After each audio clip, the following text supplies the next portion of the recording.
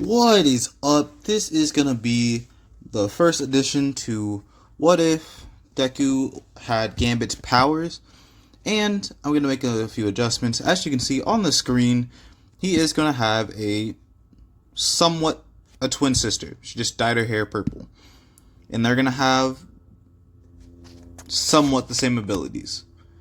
Now, Deku has all the abilities of Gambit, just kick it up times 5. So his strength level times 5. His powers and all that just times it by 5. And they are going to be from the States. They're going to be English. You know, from like London. They speak French and Japanese. And they're bilingual. They are both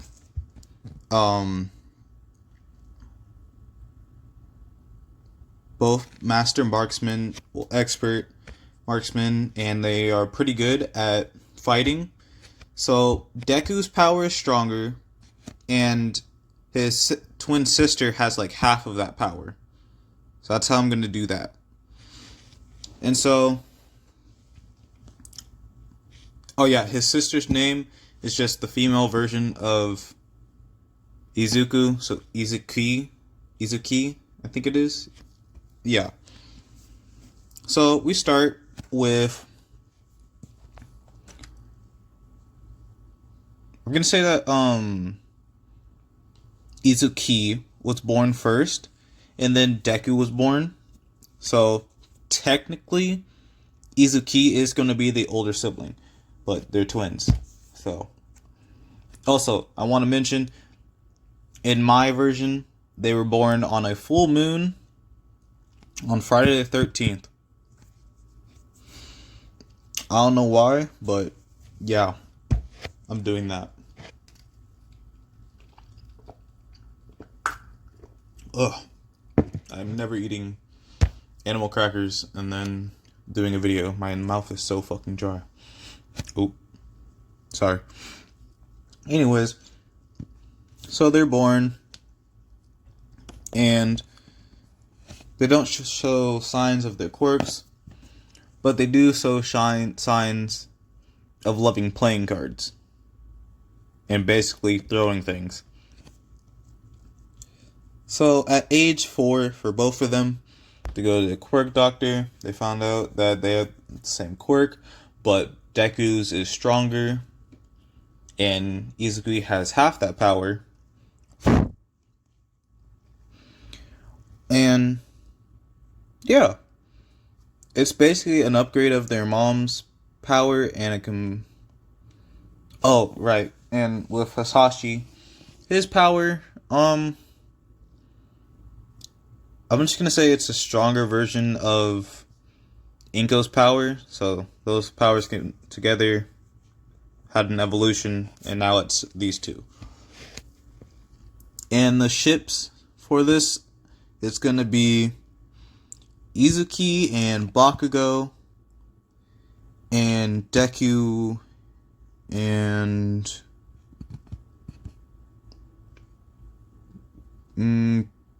Kendo. Yeah, that works. And I am going to say that Deku and his sister, they're basically classified as like players. Deku's the ladies' man, and his sister's the guy's woman. We need to come up with a word other than thought for girls that play with guys. Like, are easy. You guys know what I'm talking about. But yeah. So and Bakugo does like Izuki. So he's nice to Deku because like one, he's stronger and he sees that, and two, he likes his sister and he doesn't want to get on Deku's bad side, because it has been made aware to like everybody in the school, well, in the kindergarten. If Deku wanted to, he could be like the strongest villain ever. So like everybody's just being nice to him so he won't go down that path. Like even the teachers are being nice to him. Like they're still being treated like regular students, but they're just being treated like as like normal students. Like no special treatment, no nothing, because if they get special treatment, that's gonna go to their head. They're gonna turn out like how Bakugo is in canon. But if they treat it badly, they might turn into villains. And both these guys as villains, the heroes wouldn't stand a chance, because they could easily just put all that kinetic energy into one person and make them explode, basically. Especially if they combine their powers together, because I am gonna give them the ability to combine their powers, and when they do that, they're basically like a quadruple S class.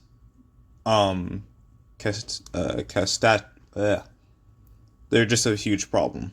They're a huge problem. I'm just gonna say that. Ugh.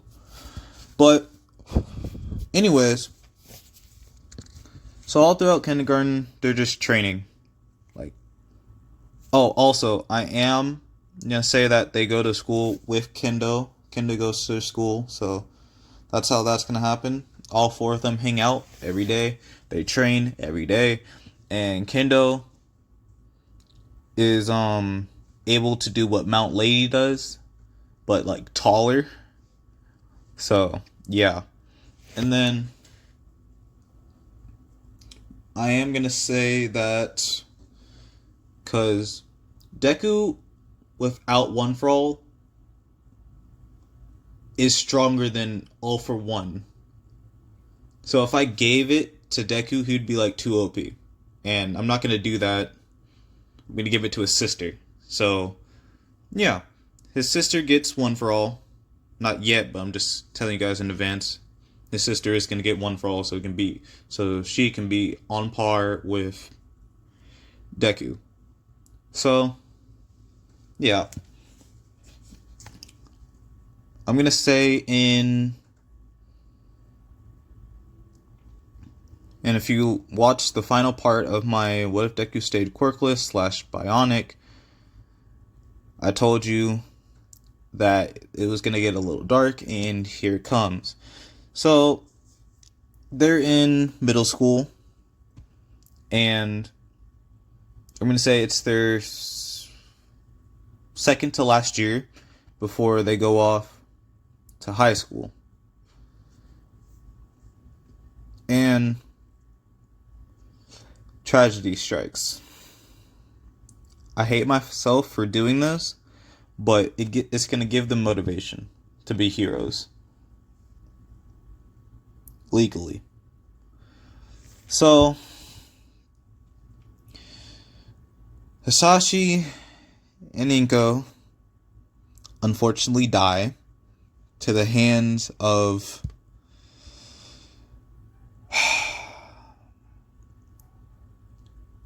Tomura Shigaraki and All for One.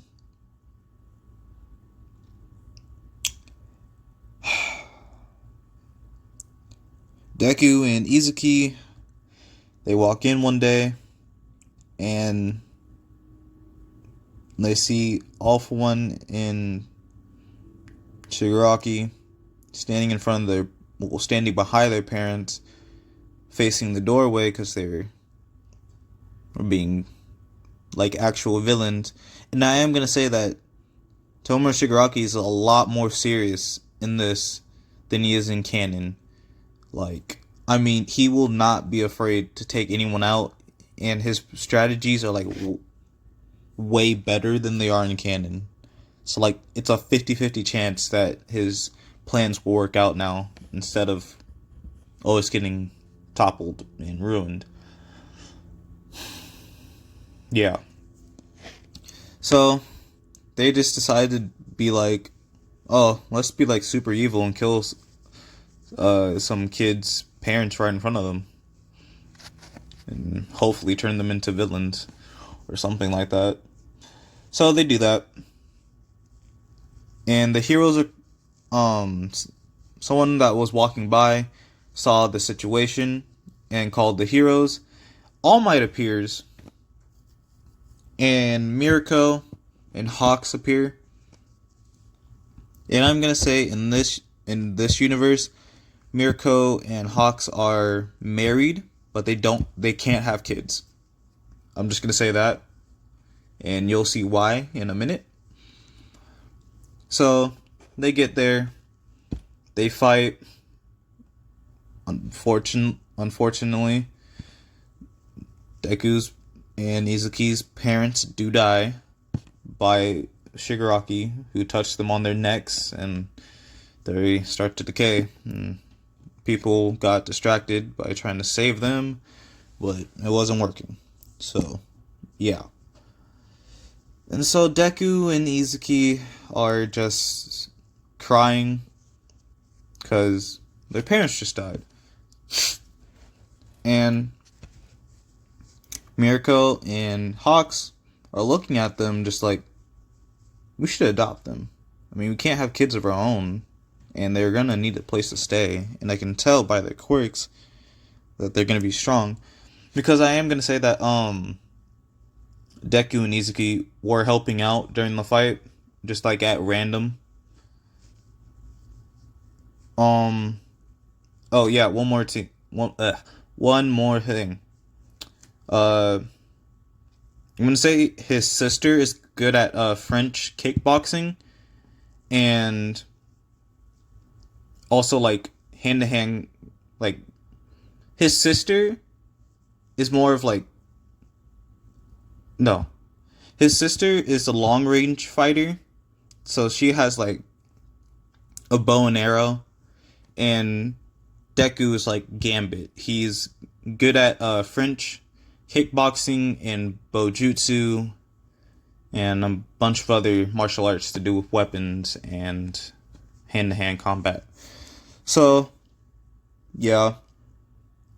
And Bakugo and Kendo hear what happens. They go to the funeral. They try to comfort the two siblings. And right there, all four of their bonds got stronger. Katsugi asked...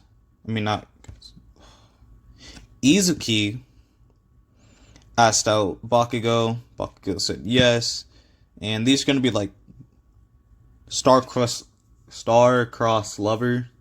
lovers type shit. So like nothing's going to break them down. Like they're staying together through the entire shit. And then a day later, Deku asks out Kendo, and yeah. And I am going to say that Deku and his sister do look like this in the picture, so yeah. So we cut to canon, but they're graduating from high school. They text Hawks and Mirko that they're heading home, and they're going to take a shortcut. And they go under that bridge. And by this time, Koda, Eri, and I'm not going to include the other two children that I did in the last one. It's just going to be Koda and Eri. They, over like the time skip I just did, Deku and Izuki found them and basically convinced Hawks and Mirko to adopt them. So, if I get this right, since they just graduated high school, Eri and Koda would just be getting into high school. If I got that right by Japanese high school standards. Yeah, I think so. Yeah. So, yeah. And then, so all 8 of them, no, not 8, 6, all 6 of them are living together. They go to school. They split up on all that. So Eri and Kota took the normal way home, so they're not going to be attacked by the sludge villain. But Deku and Izuki are going to be attacked by the sludge villain. So the sludge villain decides to be stupid, attacks 2 kids, very powerful quirks, and you can tell how that goes out. All Might shows up and remembers the 2 kids and just says, "Hey, aren't you the 2 kids that have very strong quirks?" And they're just like, Deku's just like, "Yeah." And when he hears himself only say "yeah," he's like, "Sis, why didn't you say yeah? You have a strong quirk too." And she's just like, "Yeah, but I mean, it's half of your power. You still got like a full amount. And you're stronger than All Might right now. And if you keep training like we do, you will become stronger, and I'll just always be half your power." And so All Might hears this and just say, "You want to be my successor?" She says yes after he explains everything. And yeah, so Izuki has One For All now.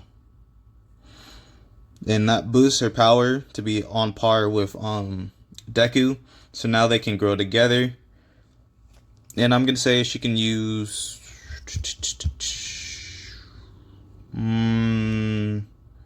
be on par with Deku, since I put him up by like 5. I'm going to put her at like 5%. And as Deku gets stronger, she'll get stronger. And I'll go by like 2s. So since it's at 5 now, over the 10 months, it skips up to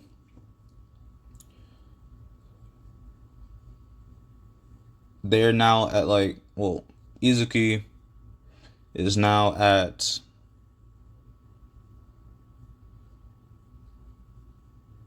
19%, and Deku's a little bit above that. So, yeah. And then they did get recommendations from their parents, but they're just like, "No, we want to take the test with our partners. Like, all of us are a squad, and we have like perfect synergy, and teamwork." So they go. Now I'm gonna say that Bakugo has his AP shots, and then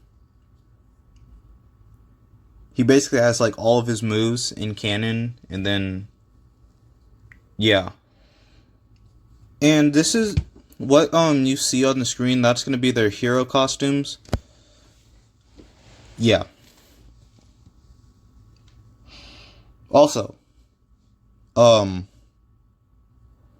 Kendo is going to be in Class 1A, and she's replacing the Invisible Girl, and Deku's sister is replacing Mineta, because I don't like Mineta. Like, I honestly just don't. And also, who's another useless person? Sugar Rush gets replaced by Senso. And I'm gonna say in this one, Senso is Shinzo is also like more fit, and like he knows how to fight, and his quirk is stronger, so he doesn't really have to. He has to look at you with the eyes to activate his quirk now.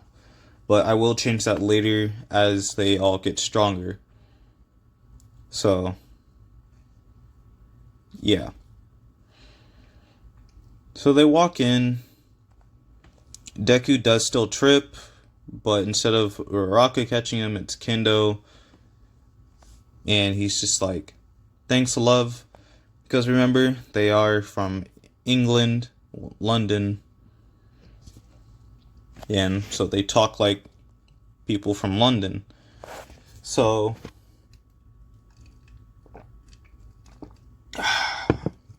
it's a good Sprite.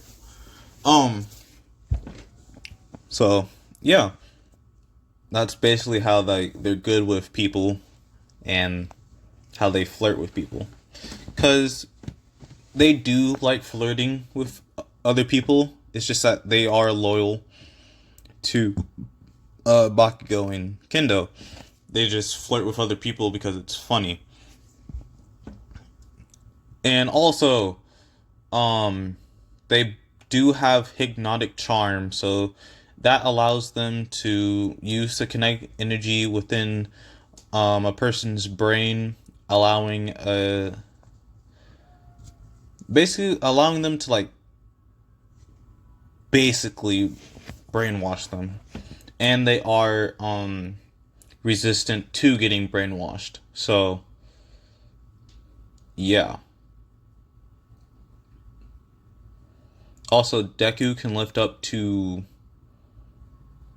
820 pounds.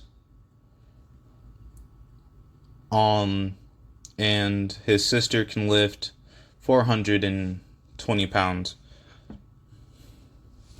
So, and they're pretty fast because they use the kinetic energy like all throughout their bodies. So they're faster than Ida by now. And faster than All Might. So, yeah. And they do like jumping people a lot. Because, why not? They're basically like the android 17 and 18 of My Hero Academia. So, they're just like, you fight one of us, you fight both of us. And we will jump you, and we will not hold back. So, that's gonna be fun. So they're sitting down. Bakugo starts talking to Izuki. Deku starts talking to Kendo. And Ida... I almost said... did something that 12 does. Well, I think he just started doing it. In his, what ifs, he keeps saying, like, Ida, and, like, it's stuck in my head. Every time I say Ida, I just want to say that, but he already says it, so... Yeah. But the infinite cuckboy, Ida, says, would you quiet down? We're trying to listen. And you're being very distracting. And Deku has to stop his sister from, like, almost punching Ida's lights out. And he looks over at Ida and just like, yeah, hi, we weren't bothering anyone else. You're the one that's bothering us. We were talking quietly. And right now, it looks like you're the only one disturbing the entire thing. And then President Mike's just like, oi, be quiet. I'm trying to give a little lecture here. So, Ida sits his butt down. The ultimate cuckboy sits down. Skip to when they're in the hallway. Deku does bump into Uraraka. Uraraka starts blushing and trying to flirt with Deku. And Deku just playing with this Uraraka's heart just flirts right back. But in the back of his head, he's just like, oh shit, I'm starting to catch feelings. Fuck, I'm already dating someone. And then Kendo shows up and says, you know, I've been thinking about it. And I don't really mind you having a mistress. Or another girlfriend. And Deku just looks at her just like, huh? He's just like, woman, choose your next words very wisely. Because you don't know how fast you will have other friends. And she's just like, you can have up to 2 others other from me. And Deku's just like, well, I found one already right here. Hi, yes, you want to start dating? I know we just met and all. And Uraraka says yes. So I am gonna give him give him a harem. Put in the comments if you want his sister to have a reverse harem. And put in the comments who do you want it to be with. And the other girl that Deku's gonna get is Mina. So yeah, that happens. They destroy a bunch of robots by tag teaming them. All 5 of them are tag teaming, getting a bunch of points. Deku's in the lead. Uraraka gets stuck. Deku saves her, because again, he can lift up to 820 pounds. So those rocks are like lightweight to him. And then he gets mad at the 0-pointer and basically brings up his hand, basically like the Force, and puts a bunch of kinetic energy into the robot's head and blows it up. So, yeah. They go home. They get their letters a week later. And they got in. Everyone got in. Deku got rescue points and all that. Sorry. And then they get to class. Deku wakes up Aizawa because I'm going to say that they can sense people. I'm just going to add that to their abilities. And I might add something else in the next episode. I don't know what, but I'm going to add something. So he can sense people. He asks Aizawa, are you the teacher? Aizawa says yes. I would like some sleep. Can you please keep everybody quiet for at least 20 minutes? And if you do, we will just sit here and watch a movie and not even do what I had planned for y'all. And Deku is just like, bet. Everybody comes in, and he immediately just starts forming kinetic energy into his cards, doing a little magic trick. And then Izuki plays along and distracts them for 20 minutes. Aizawa wakes up, sees what they're doing, and just like, I can tell that these two are going to be very useful when I want to get some sleep. So, yeah. Aizawa introduces himself, being like, hi, I'm Mr. Aizawa, and I will be your homeroom teacher for this year. Now, originally, I was going to have you guys come outside and do a test. Oh, but that's it for now. Cliffhanger. See you in the next part.